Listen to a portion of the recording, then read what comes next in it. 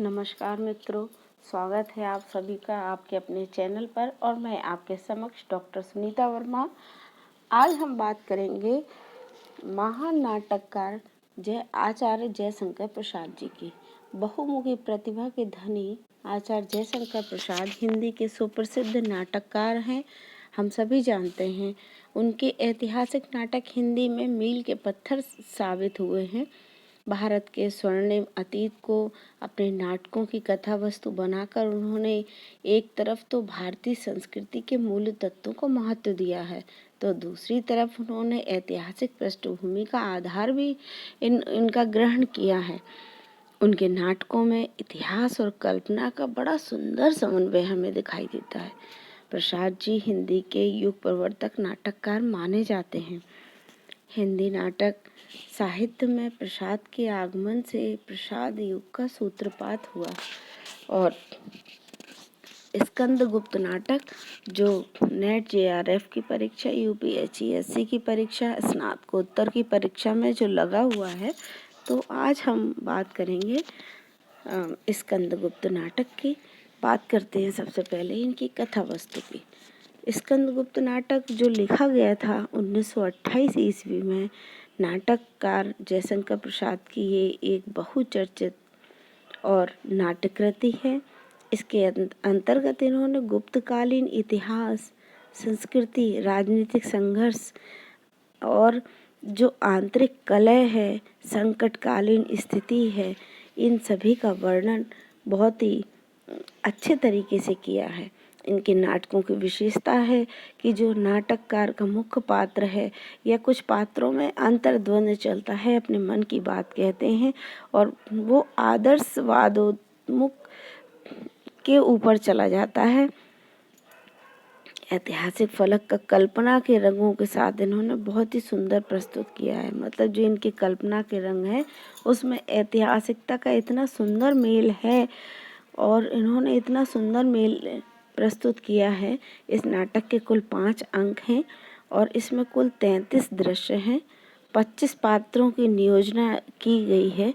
सन 455 से लेकर के सन 466 यानी जो इस समय का जो काल था वो गुप्त काल का समय था। उस गुप्त काल की झांकी इन्होंने स्कंदगुप्त नामक नाटक में प्रतिबिंबित की है।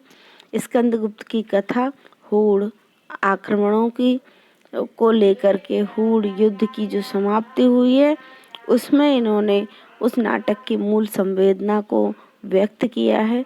यह राष्ट्रीय भावों से ओतप्रोत नाटक है और देशभक्ति, वीरता की भावना जागृत करना इस समय इस नाटककार का मुख्य उद्देश्य रहा है।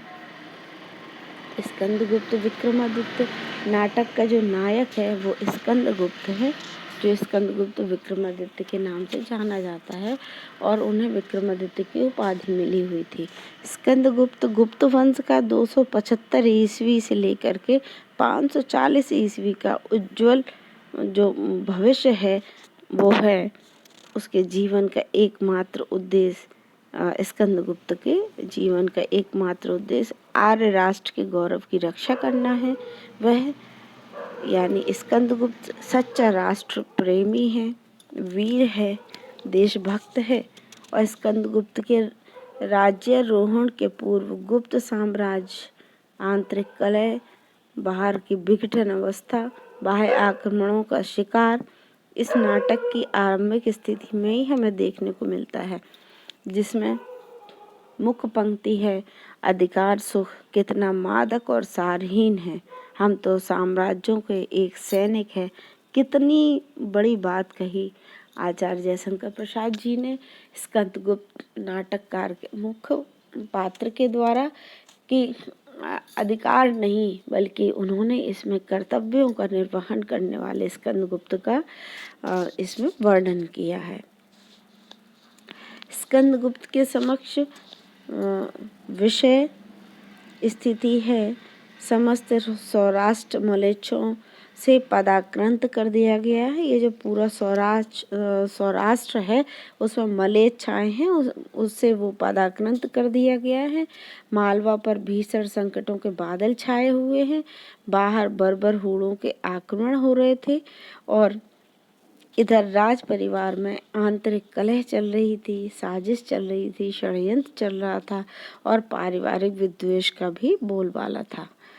कुमारगुप्त की जो छोटी रानी होती है और वो पुरगुप्त की माता होती है, वह बड़ी महत्वाकांक्षी स्त्री थी। जैसा कि होता ही है अपने पुत्र को सिंहासन पर आरूढ़ करना, ऐसी ही उसकी इच्छा रही और इस आरूढ़ता में वो स्कंदगुप्त को भी अपने मार्ग से हटा देना चाहती थी। वहाँ पर एक ईमानदार वृद्ध कुमारगुप्त जो इनके शासन में उन्होंने शुरू से साथ दिया, जब मरणासन अवस्था में थे तब पुष्यमित्रों का भयंकर आक्रमण गुप्त साम्राज्य पर होता है। इससे लोहा लेने के लिए कुमारगुप्त का पुत्र स्कंदगुप्त सेना का नेतृत्व करता है। भीषण युद्ध में युवराज स्कंदगुप्त एक सैन्य जीवन की तरह लड़ते हैं और जीवन यापन करते हुए दुश्मनों को युद्ध में छक्के छुड़ाने पर मजबूर कर देते हैं।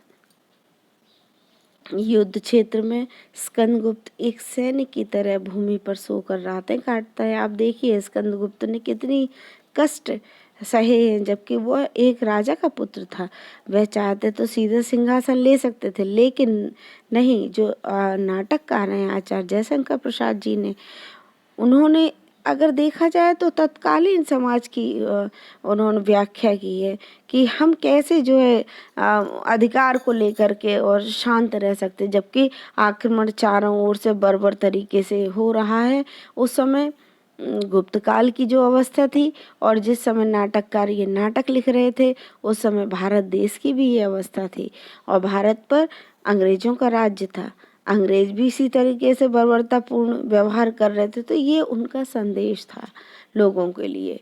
स्कंदगुप्त नाटक पढ़ करके उनकी जो राष्ट्रीय भावना है वो राष्ट्रीय भावना जागृत हो जाए उनके हृदय में और वो देश प्रेम के लिए उद्धत होकर के आवश्यकता पड़ने पर अपने कर्तव्य का पालन करते हुए जो है देश में के पक्ष में आगे आए और आवश्यकता पड़ने पर वो लड़ भी सके, ना कि पहले वो अधिकार सुख की बात करें। इसलिए अधिकार से बड़ा इन्होंने इसमें कर्तव्य दिखाया है। युद्ध क्षेत्र में जब स्कंदगुप्त एक सैनिक की तरह भूमि पर सोकर रातें काटते हैं तो उसे विजयश्री हासिल होती है। अंततः आपको पता है विजयश्री बहुत मुश्किल, बहुत मुसीबतें, बहुत संघर्ष के बाद इसका अनुभव होता है और इस बीच कुमारगुप्त का निधन हो जाता है। स्कंदगुप्त अपनी जीत का समाचार अपने पिता के निधन के बाद अपनी माता को जाकर उसी तरह सुनाता है जिस प्रकार कृष्ण ने अपने शत्रु कंस वध के पश्चात अपनी माता देवकी को जीत का समाचार सुनाया था। स्कंदगुप्त ने अपने पिता की मृत्यु के बाद अपने शौर्य, पराक्रम, वीरता, शूरता और बाहुबल से पुष्यमित्रों एवं हूणों का विनाश करके गुप्त वंश की डामाडोल स्थिति को सुदृढ़ता प्रदान की। स्कंदगुप्त ने सौराष्ट्र में प्रांतीय शासक के रूप में पर्णदत्त, अंतर्वेद और सर्वनाग, पश्चिम मालवा में प्रभाकर और कौशाम्बी प्रदेश में भीमवर्मन को नियुक्त करते हैं। स्कंदगुप्त ने अपने भुजबल और वीरता के कारण अनेक बाधाओं पर विजय प्राप्त करते हुए अरब सागर से लेकर बंगाल की खाड़ी तक गुप्त साम्राज्य का पताका फहराया। स्कंदगुप्त ने गुप्त साम्राज्य जो विनाश की कगार पर खड़ा हुआ था, न सिर्फ उसकी रक्षा की बल्कि उसे एक महान शक्तिशाली राज्य के रूप में भी प्रतिष्ठित किया। स्कंदगुप्त के चरित्र का एक अन्य सबल पक्ष उसका प्रेमी हृदय का भी है। वह विजय और देवसेना की ओर आकृष्ट होता है, पर उन्हें वह पाकर भी न पा सका क्योंकि वह अपने कर्तव्य की ओर उद्धत था। उसका प्रेम उदात्त गंभीर है, जिसमें वासना का लेश मात्र भी अंश नहीं है। वह आजीवन कौमार्य व्रत की भीष्म प्रतिज्ञा करते हुए, मत कहने का तात्पर्य है कि वह आजीवन विवाह न करने की भीष्म प्रतिज्ञा करते हुए एक छत्र चक्र वर्तित्व प्राप्त होने पर अंत में त्याग का बेमिसाल उदाहरण प्रस्तुत करते हैं और अपने सौतेले भाई पुरगुप्त को गुप्त साम्राज्य का राज सिंहासन सौंप देते हैं। वीर शूर देशभक्त शील संपन्न से युक्त स्कंदगुप्त की ये जो त्याग भावना है वह हृदय की विशालता नहीं है तो और क्या है।